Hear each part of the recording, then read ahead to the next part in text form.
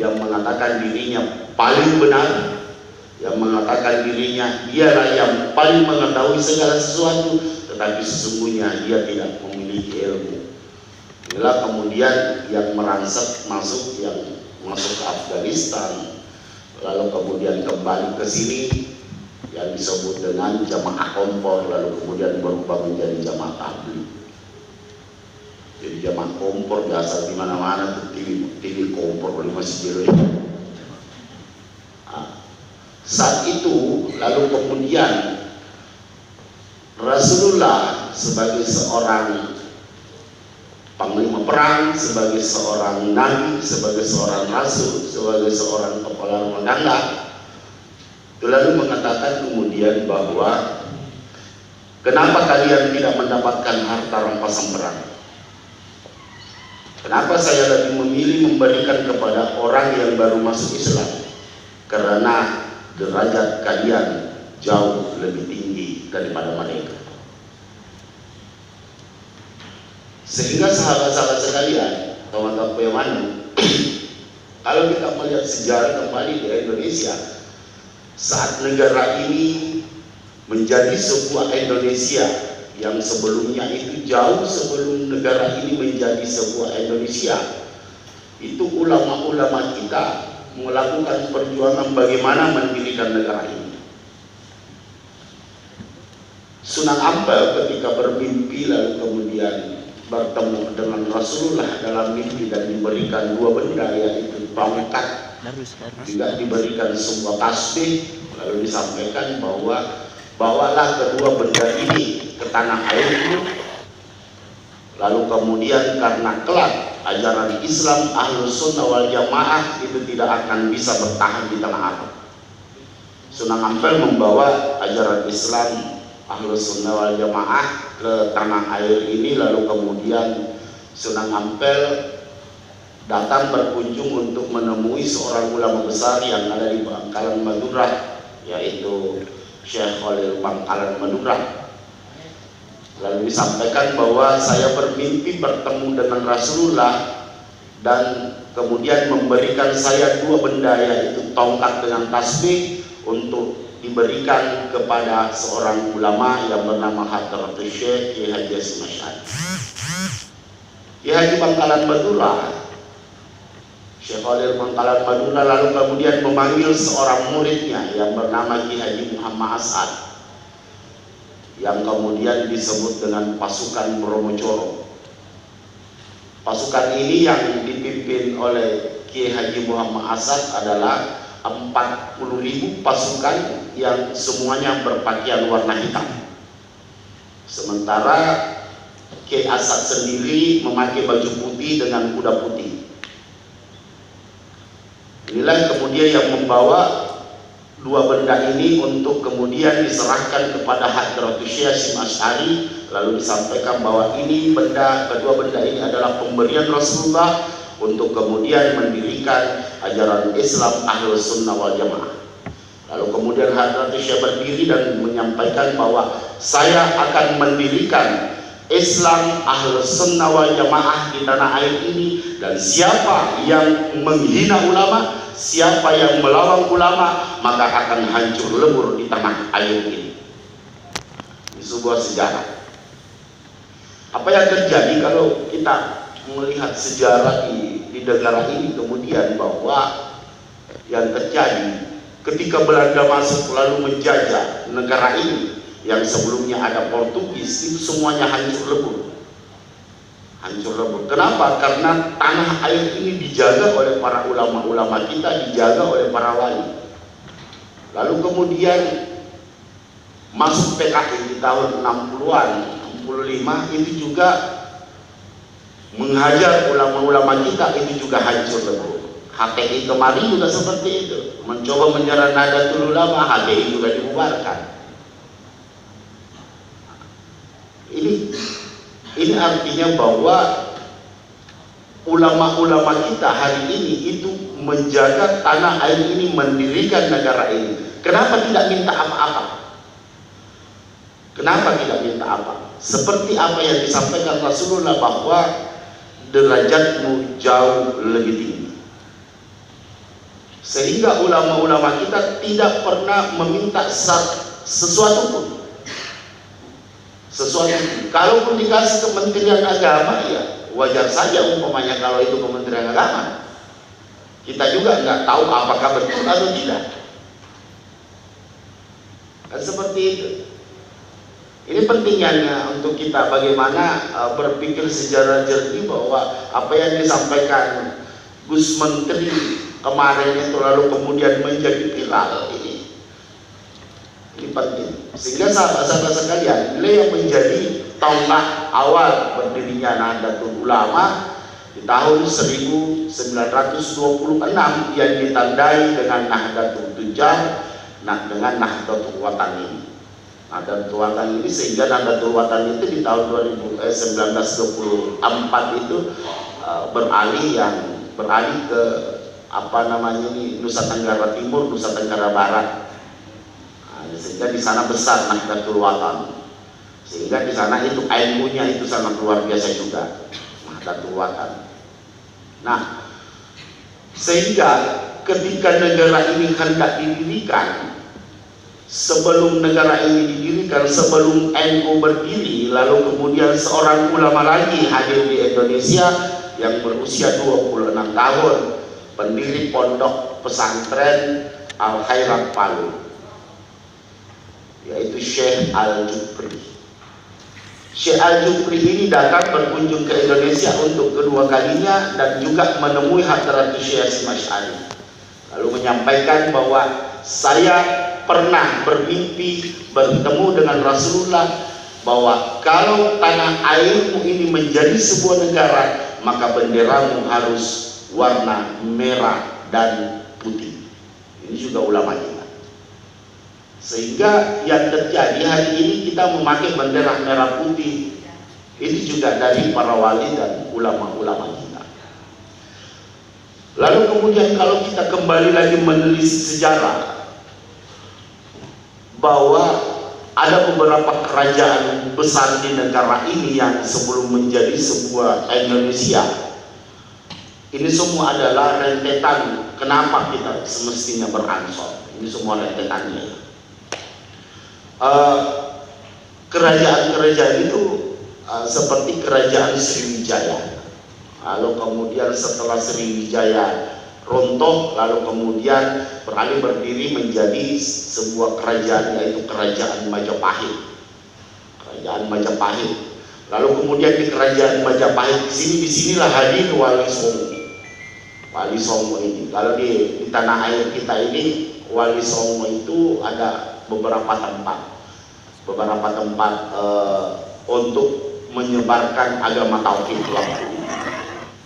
Kalau kita di Sulawesi Selatan, Wali Bidue.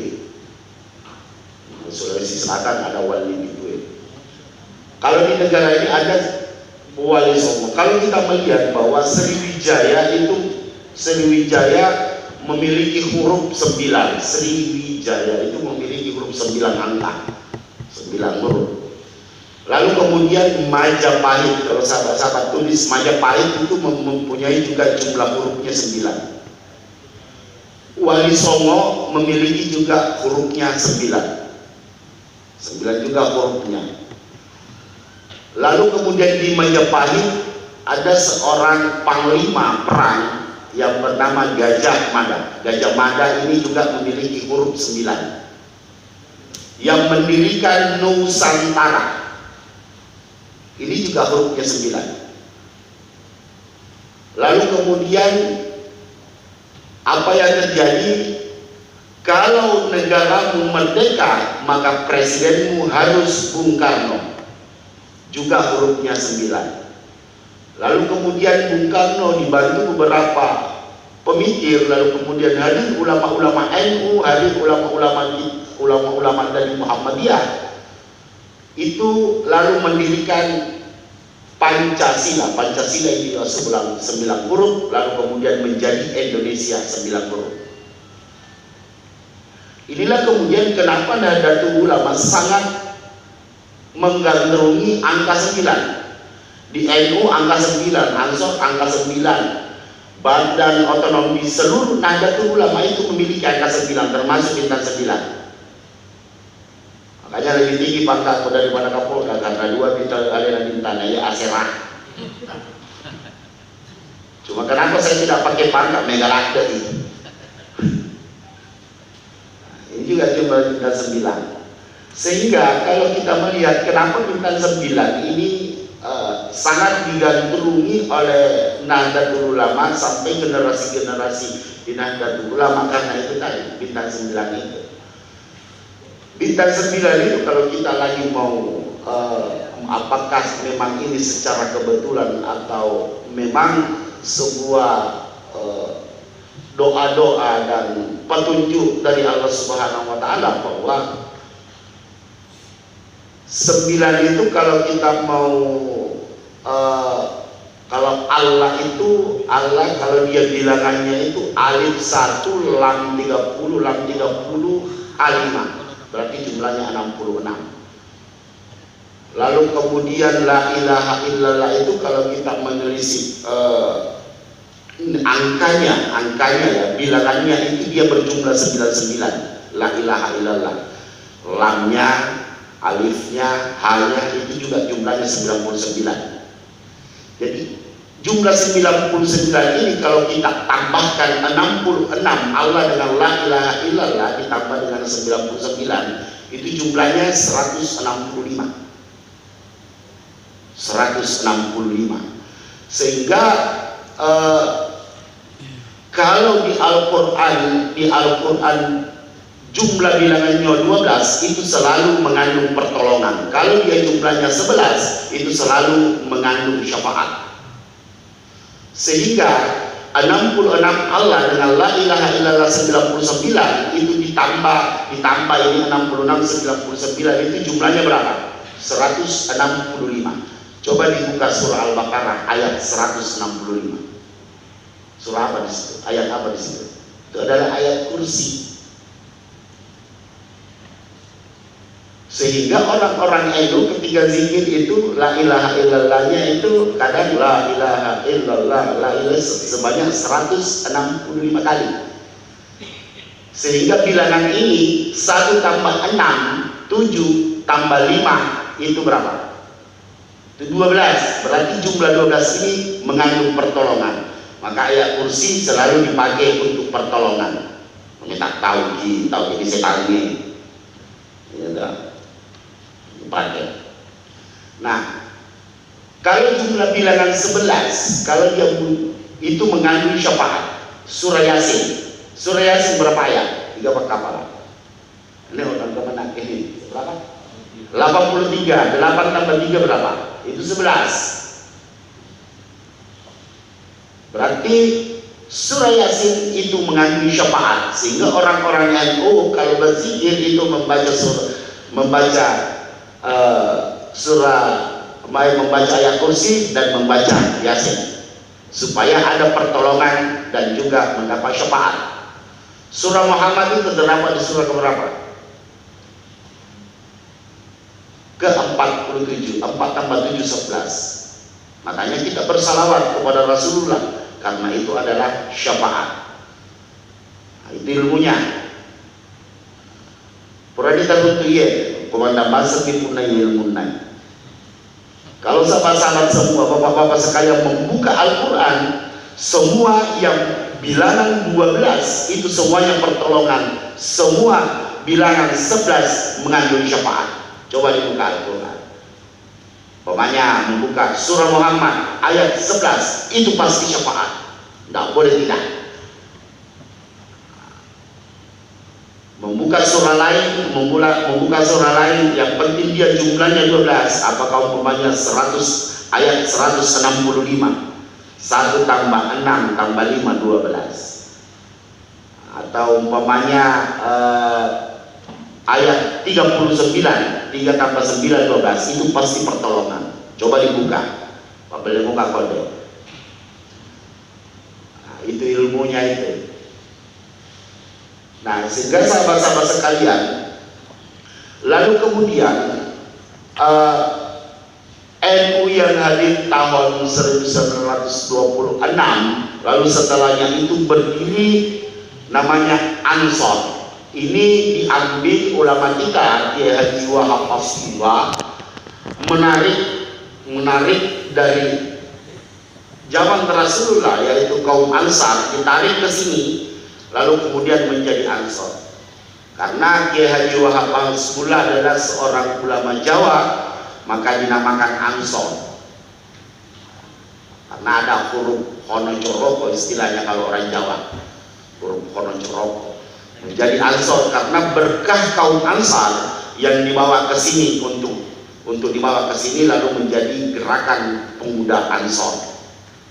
Gerakan pemuda Ansor. Tahun 1934 dirikan namanya Banser, Barisan Ansor Serbaguna, yang dulunya itu ANO, istilahnya ANO. Lalu kemudian itu berubah menjadi Barisan Ansor Serbaguna, Banser, bukan Banserap. Sehingga ada orang biasa bilang, apa itu Banser? Banser. Saya hanya menanggapi bahwa oke lah, kita memang Banserap, tapi kita ini Banserapnya negara ini.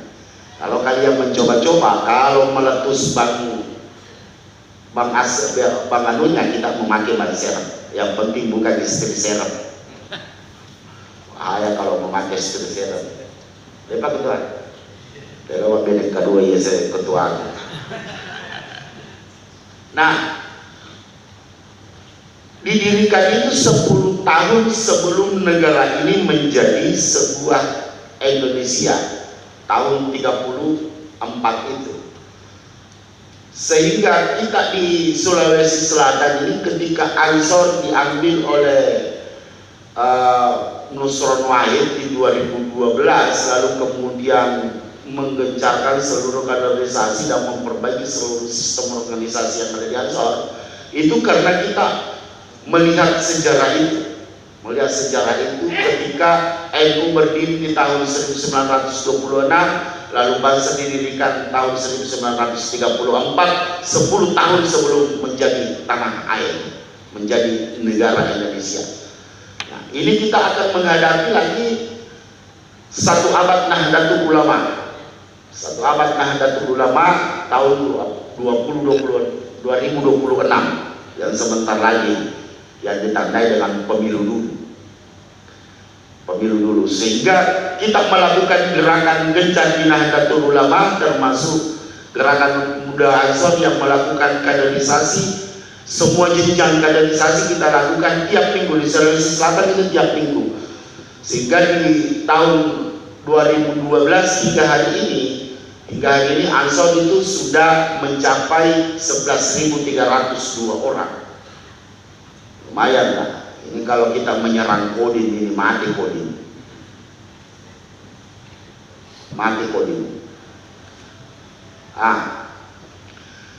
Lalu kemudian sahabat-sahabat sekalian, inilah yang menjadi gerakan kita di gerakan pemuda Ansor, sehingga lalu kemudian Ansor membuat beberapa beberapa badan semi otonom. Ya, Ansor itu ada semi otonom. Kalau Banser itu semi otonom. Kalau Ansor itu badan otonom dari Nahdlatul Ulama. Lalu kemudian Banser semi otonom.